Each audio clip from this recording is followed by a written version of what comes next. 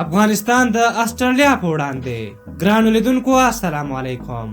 ټاکل شوی د نړیوال جام په دریمه سیالۍ کې د شنبې په ورځ له ماسپښین وروسته د افغانستان په وخت 5 بجې افغانستان او استرالیا لوبډلې په برسټول کې د سیالۍ ډګر ته ووځي. دغه لوبه به ډے نایټ وي او د هوا حالاتو د اټکل له مخې به په اسمان کې یو څه وریځ وي، خو د ورښت اټکل پکې نشته. دوی یادولو ده چې په همدې برسټل لوبغالي کې افغانستان پاکستان ته ماتې ورکړې وه، خو په لندن کې له انګلند ماتې وخوړه، خو استرالیا خپلې دواړې تمریناتي لوبې وګټلې. له دې وړاندې افغانستان او استرالیا 2 ځل په یو ورځنیو لوبو کې سره مخ شوي چې دواړه لوبې استرالیا ګټلې. د کرکټ مبصرینو له نظره یوازینی څه چې افغانستان ته لوبه ګټی شي د دوی سپین بالران دي. د دوی په وینا که چېرته سپین بالرانو افغانستان ته ریګولر ویکټې واخیستې نو لرې به نه وي چې استرالیا راحصاره کړي. عموما لیدل شوي چې استرالیوي او اروپایي لوبغاړي د سپینرانو په لوبولو کې مشکل لري.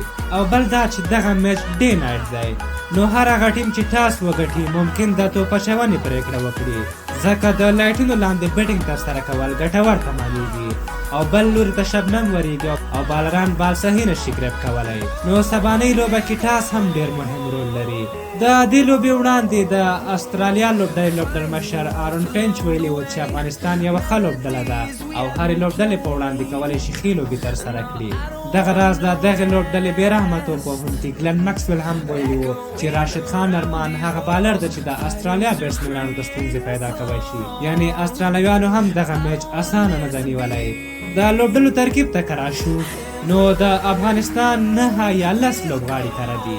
یوازینی څه چې دوی به پرې بحث درلودلی وي هغه د مجیب رحمان او نجیب زدران ترمنځ فیصله ده. که چېرته افغانستان غواړي مجیب ولوبوي نو یو بیټسمین باید کم کړي چې هغه هم د نجیب زدران پرته بل څوک نشي کېدی. که چېرته غواړي نجیب زدران ولوبوي نو یو بالر باید کم کړي چې بې له شکه مجیب رحمان به له لوبې کېنوي. نو هغه 11 کسیزه سکواډ چې ممکن ولوبېږي شاید په دې ډول وي: محمد شهزاد محمدي و حضرت الله زازی په اوپننګ کې، رحمت شاه زرمتی، حشمت الله شهیدي، اصغر افغان، محمد نبی، نجیب الله زدران، ګلبدین نایب، راشد خان، دولت زدران او حمید حسن. دوی یادولو ده چې افغان لوبډلمشر ګلبدین نایب دغه سیالیو ته خپله آمادګي ښولې او د انګلند سره له لوبې وروسته یې ویلي وو چې د انګلند په وړاندې ماته به د استرالیا سره په لوبې هېڅ اغېزه ونه لري. دوی وایي نړیوال جام ته پوره آماده دي او کولی شي هرې لوبډلې ته ماتې ورکړي.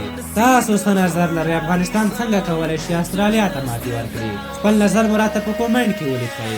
تر څنګ خپل ملي لوبغاړي په دعاګانو کې هم یاد ساتئ. که زموږ دغه ویډیو مو خوښه شوې وي ضروري لایک کړئ. تر بلې ویډیو مو په لیو بخون کې خدای سپارم. د الله پامان.